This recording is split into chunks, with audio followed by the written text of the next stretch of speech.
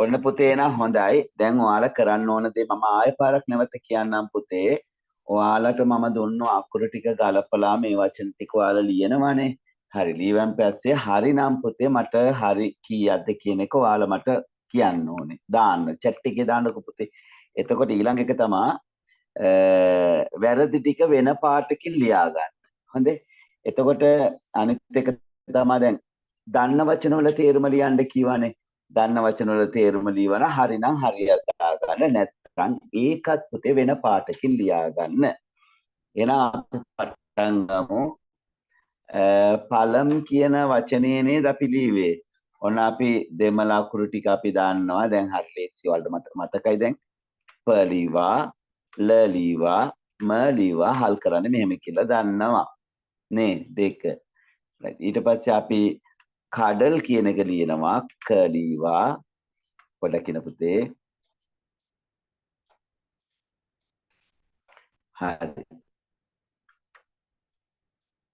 ක ලිවා ඩ අකුරක් දන්නවා ල දැම්මා ඔන්න ල එක හල් කළා කඩල් කියන වචනේ අපි හරියට. right. ඊට පස්සේ පුතේ ඊළඟ වචනය මහන් කියන වචනය මහන්. right. මා හ න් ඔහොම එන්න ඕනේ පුතේ. right. ඊට පස්සේ අපි ඊළඟ අකුර තොන්න අපි ම කියන අකුර දන්නවා නේද? ම කියන අකුර දන්නවා. ඊට පස්සේ හ කියන අකුරක් දන්න ඉඳ ගැටලුවක් නෑ අපිට. ඊළඟ අකුර ල. ඔය ල තමයි එන්න ඕනේ මහල් කියන එකට. right. ඊළඟ අපි ඊළඟ වචනෙට යම් පුතේ. ඔන්න අපි දන්නවා දැන් වයන්න කියන අපි දන්නවා වයන්න අකුර අපි අතේ තියෙනවා. න කියන අකුරක් දන්තජ නයන්න එන්න ඕනේ. ඔයාලා දන්නවා මං කිව්ව අර මුලට නයන්න පාවිච්චි කරන්න බෑ. එහෙනම් බය නැතු මේ නයන්න තමයි පාවිච්චි කරන්න ඕනේ පුතේ. ඔන්න හල් මයන්න ලීවා.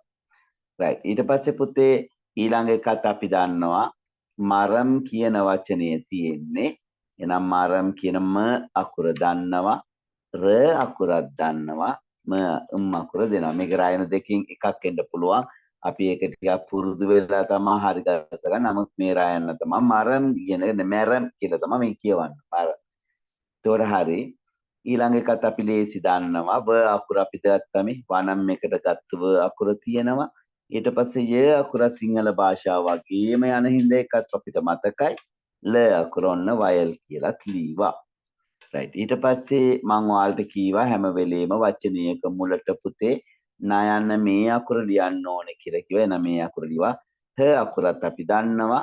ම අකුරත් දැන් අපි දන්නවා. හරි ලේසි. මෙතනම හල් මයන 3ක් ඇවිල්ලා තියෙනවා. 4ක් ඇවිල්ලා තියෙනවා නේද? මයනොත් 2ක් ඇවිල්ලා තියෙනවා නේද?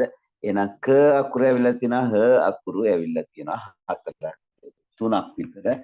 එහෙම බලනකොට අපිට අකුරු කිහිපයක් තමයි අපිට මෙතන හුවමාරු වෙලා තියෙන්නේ.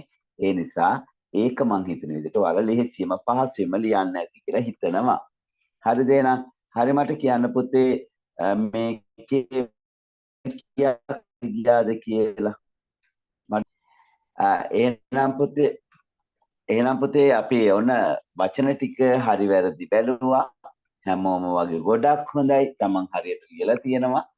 දැන් අපි බලමු පළම් කියන වචනේ තේරුම මොකක්ද කියලා. හා මට කියන්නකෝ බලන්න පළම් කියන වචනේ තේරුම මොකක්ද කියලා. right. very good පුතේ. පළතුරු නේද? පළම් කියන්නේ පළතුරු. පළතුර කියලා ලියවනම් මම හිතන්නේ ගොඩක් තුරට ඒක ගැලපෙනවා. පළතුර කියලා ලියමු. මොකද ඒක වචනයක් නිසා. right. ඊට පස්සේ අපි පොත්තේ දෙවෙනි වචනේ මොකද්ද තේරුම ලියුවේ? දෙවෙනි වචනේ තේරුම කවුද? මුහුද. very good. කවුද මේ පිළිතුර දුන්නේ? පුණ්‍යා. very good පුතේ. very good. super. okay. මුහුද කියන එක තමයි ඒකේ තේරුම. කඩල් කියන්නේ මුහුද නේද? නේද? right. okay පුතේ. එහෙනම් ඊළඟ පුතේ මහන් කියන වචනේ. ශිෂ්‍යයා.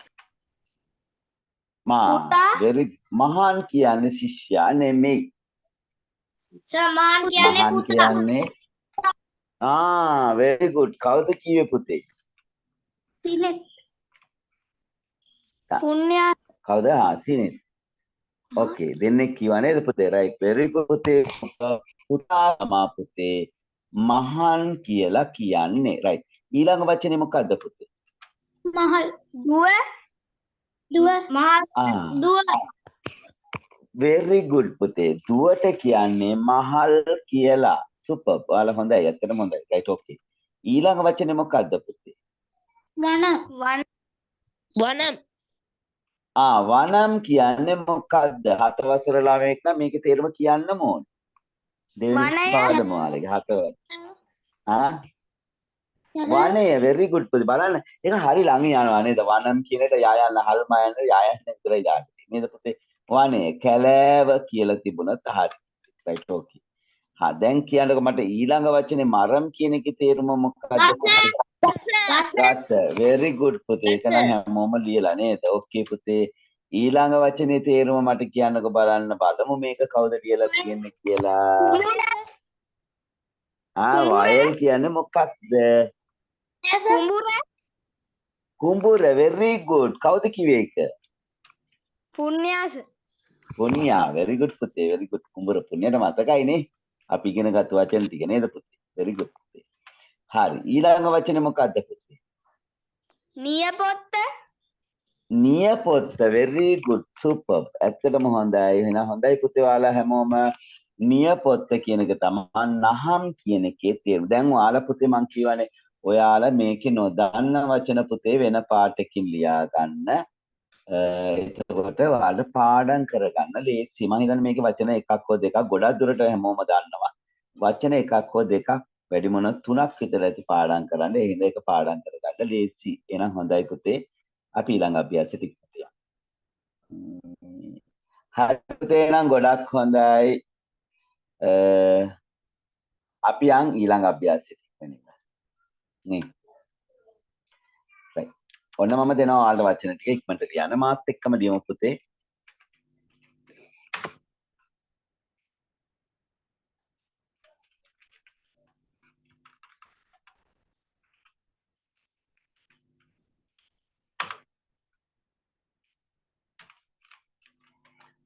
අකුරු ටික හරියටම ගලපලා ලියන්න පුතේ ඉක්මනට.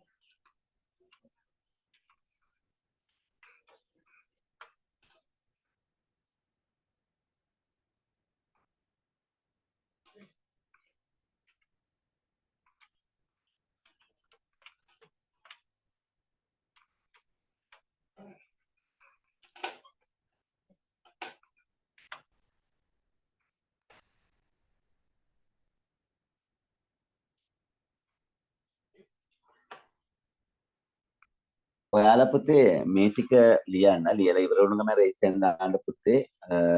මේකේ අපි තේරුම් ටික අපි බලමු. දීපු ගමන් රේස් එකෙන් දාන්න පුතේ. අපි තේරුම් ටික බලමු.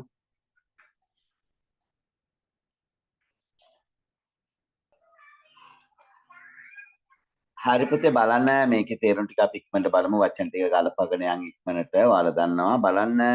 ක අකුරු ලියවා, උප අකුරු ලියවා, ප අකුරු ලියවා, ල් අකුරු ලියවා. ඔහොම ලියලා තිබුණත් හරි පුතේ. බලන්න ඔයාලා ලියලා තියෙන එක හරිද කියලා. ඊට පස්සේ ඊළඟ එකට අපි යන් පොඩ්ඩක් වේගෙන් යනවා දැන් මම ටිකක් නැත්තම් පරක් වෙන හින්දා නල්ලම් කියන එක ඔන්න බලන්න මෙහෙම ලියලා තියෙන්න ඕනේ. මම ඉඳලා අකුරු ගලපලා right ඊළඟට පුතේ වනක්කම් කියන එකත් මම හිතන විදිහට ඔයාලා ලියලා ඇත්ති දැන් දන්නවා වනක්කම් මුද්දජ නයන්න දන්නවා හරි right ඊට පස්සේ වට්ටම් කියන එක දන්නවා මම හිතන විදිහට ඔයාලා අපි බලමු හරිද කියලා වට්ටම් ඊළඟට පට්ටම් කියන එකත් අපි දන්නවා ලියන විදිය බලන්න ඔයාලා ලියලා තියෙන එක හරිද කියලා පුතේ පට්ටම් ඊට පස්සේ තංගම් කියන එකත් බලන්න පුතේ තංගම් නම් මම හිතන්නේ ටිකක් වෙනස් ආකාරයක ආපු එකක් ඒත් මම හිතනවා ඔයාලා ලියලා ඇති කියලා හිතනවා ඊට පස්සේ පුතේ පල්ලම් කියන එකත් පොඩ්ඩක් වෙනස් වචනයක් ටිකක් ගැටිලා නැති වචනයක් පල්ලම් කියලා ලියන්නේ මෙහෙම පුතේ පොඩ්ඩක් කිනගතුනා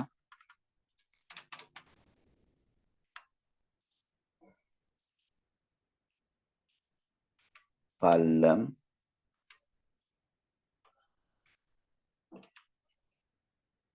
right ඔන්න එහෙම ලියලා තියෙන්න ඕනේ යන්නල් කියන එකත් මම හිතන්නේ ලියලා ඇති කියලා හිතනවා හරි පුතේ නම් හොඳයි ඔන්න අපි මේ අභ්‍යාසයේදී මේ ටික බැලුවා තේරුම් ටික අපි බලමු යන්නල් කියන එකත් ඔන්න අපි ලියවා දැන් හරිය මම හිතන්නේ ඉක්මනට ඔයාලගේ chat එකේ දාන්න පුතේ කීයක් හරිද කියලා